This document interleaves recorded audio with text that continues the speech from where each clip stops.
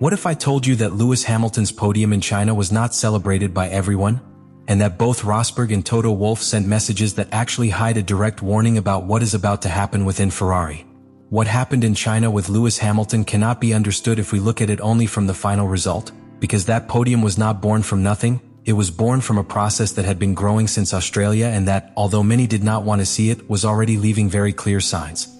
Hamilton arrived at Ferrari knowing that the start was not going to be easy, and in fact we saw him suffer in his first race, understanding that the car had limitations and that his adaptation was going to take time. But what changed in China was something much deeper than pure performance. His mentality within the team changed. Until then, Ferrari was still able to maintain a relatively comfortable discourse. They could talk about process, evolution, long-term construction. Hamilton was in a learning phase, adjusting his style, understanding the car, adapting to a completely different environment. Everything fit within a controlled narrative. But China completely disrupts that balance. Because Hamilton doesn't just improve, he competes. And when Hamilton really competes, the entire context automatically changes. This is where reading Rosberg comes in, which is key to understanding the magnitude of what is happening. He knows perfectly well that there is a huge difference between a Hamilton who is in the adaptation phase and one who has already found that point of confidence where he begins to squeeze every detail. Rosberg recognizes that moment because he lived it firsthand, and what he sees in China is not normal progress. It is the beginning of a transformation. Hamilton is no longer testing, he is no longer understanding, he is attacking. And that change is not progressive, it is abrupt. It is reflected in how he manages the race, in how he performs in conditions where the car is not yet the best, and above all in how he begins to position himself within the team. Because from this point on, Hamilton stops being the new guy and begins to behave like what he really is. A 7-time world champion who has not come to Ferrari to build, he has come to win. This is where Toto Wolff's message takes on enormous weight. Because Wolff does not speak from the outside without context. He speaks from absolute knowledge of how Hamilton works in these scenarios. He knows that when Lewis gets a result like this, he doesn't interpret it as a ceiling but as a starting point. And what he suggests in his message is precisely that this podium is not an isolated achievement, it is a sign that Hamilton has already unlocked his next competitive level. And this has a direct consequence that many are overlooking. Ferrari loses control of the internal story. Because while Hamilton was adapting, the team could set times, could manage expectations, could justify mistakes. But the moment Hamilton shows that he can get on the podium, that structure breaks. Now there are no longer valid excuses, now every decision begins to be questioned from within. And this is where everything connects with what is most important. Hamilton has crossed the line between patience and demand. And once you cross that line, there is no turning back. Ferrari no longer has a driver waiting, it has a driver pushing. The real problem is not that Hamilton has achieved a podium in China. The real problem is what that podium causes within the Ferrari ecosystem, because from this moment on we are no longer talking about specific performance, we are talking about a structural tension that begins to grow from within. Rosberg understands it better than anyone, and that is why his reading is not emotional, it is almost surgical. He knows that when Hamilton enters this type of competitive dynamic, he not only raises his level, but forces the entire team to revolve around him.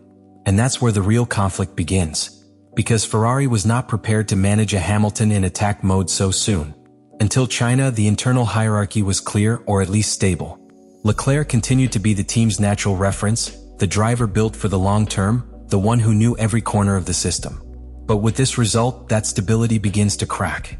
Because Hamilton doesn't just match performance, it changes perception. And in Formula One, perception is everything. Toto Wolff hints at it in his message, but what is really important is not what he says but what he implies. He recognizes that Hamilton has activated that state in which he begins to maximize absolutely everything, even when the context is not ideal. And that means that Ferrari is no longer managing two drivers in different phases, it is managing two drivers who can demand the same thing at the same time. And that is the most uncomfortable scenario possible. Because now Ferrari has to make decisions. Decisions that I could postpone before. Decisions that now have immediate consequences.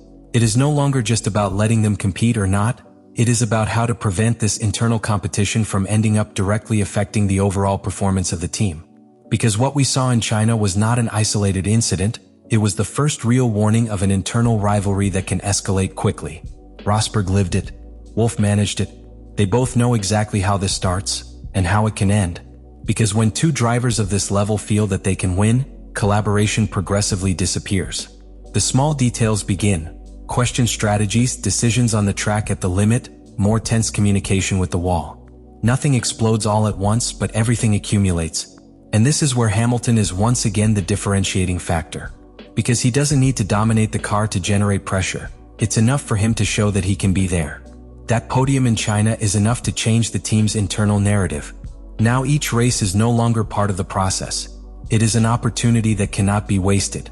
And that puts Ferrari in an extreme situation. If they favor total equality, they risk control. If they start leaning towards one, they risk stability. And meanwhile, Hamilton continues to move in the only direction he knows. Forward, without waiting, without slowing down, without looking back. Rosberg detects it. Wolff confirms this. And this is where everything ends up coming together.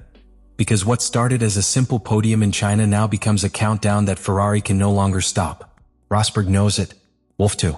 Because these types of situations do not remain at a specific moment, they evolve. And they do it fast. Hamilton has already made it clear with facts that he is not at Ferrari to rebuild anything in the long term. That podium is not a sign of progress. It is a declaration of intent. And when a driver like him sends that message, the next thing that happens is inevitable. He begins to measure the team.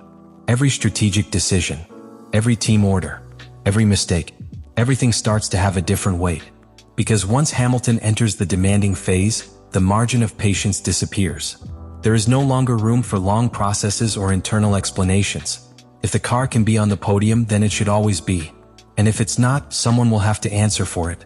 That is where Toto Wolff's message takes on even more strength, that it's not just that he recognizes Hamilton's level. It's that, implicitly, he is reminding Ferrari what it means to have him on board. Wolff already experienced that pressure from within Mercedes.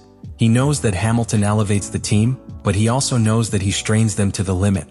And that balance is extremely difficult to sustain when results start appearing before the structure is ready. Rosberg, for his part, sees something even deeper. You see the beginning of a pattern you know all too well. Because when Hamilton reaches this level, he doesn't just compete against his rivals. He competes against everything that doesn't live up to his expectations. And that includes the team itself. Ferrari is no longer simply your team. It becomes a tool that has to respond to an immediate objective: winning. And if you don't, the internal pressure is not contained. Scale. It leaks. It becomes public. Ferrari is now trapped in a situation it cannot fully control. Because if he tries to stop Hamilton, he breaks trust. If you let him advance without limits, you risk an internal conflict with Leclerc. And if you try to balance it all, it probably won't satisfy either of you. That is the true impact of the podium in China. It is not the result. It is the chain reaction that it causes. Rosberg interprets it as the beginning of an internal battle. Wolff warns this as someone who has already experienced the consequences. And Ferrari is right in the middle of that storm that has not yet completely exploded, but that has already begun to form. Because the most dangerous thing about all this is that we are just seeing the beginning. In the end, what we saw in China was not simply a great result for Lewis Hamilton. It was the beginning of a change of scenery that no one in Formula One can ignore. Because when you put all the pieces together, everything starts to make sense. Performance on the track, Rosberg's reaction, Toto Wolff's message, and above all, Hamilton's attitude. Everything points to the same thing. This podium does not close a story, it opens it. It opens it because it breaks the balance that Ferrari was still trying to maintain. It opens it up because it removes excuses from the process and accelerates expectations. And it opens it because it activates a driver who, when he enters this competitive state, neither knows nor wants to take a step back. Rosberg recognizes it because he already lived that exact moment in his career. Wolff warns him because he knows perfectly well what comes next. And Hamilton is simply doing what he has always done when he feels he has a real chance, going for it. Ferrari now no longer competes alone against its rivals. You compete against your own ability to manage what you have caused. Because having Hamilton at this level is not just an advantage. It is a constant pressure that demands immediate responses. And if those answers do not arrive, the problem does not stay within the garage. It expands, it shows on the track, and it ends up exploding. The most important thing about all this is that we have not yet seen the full consequences.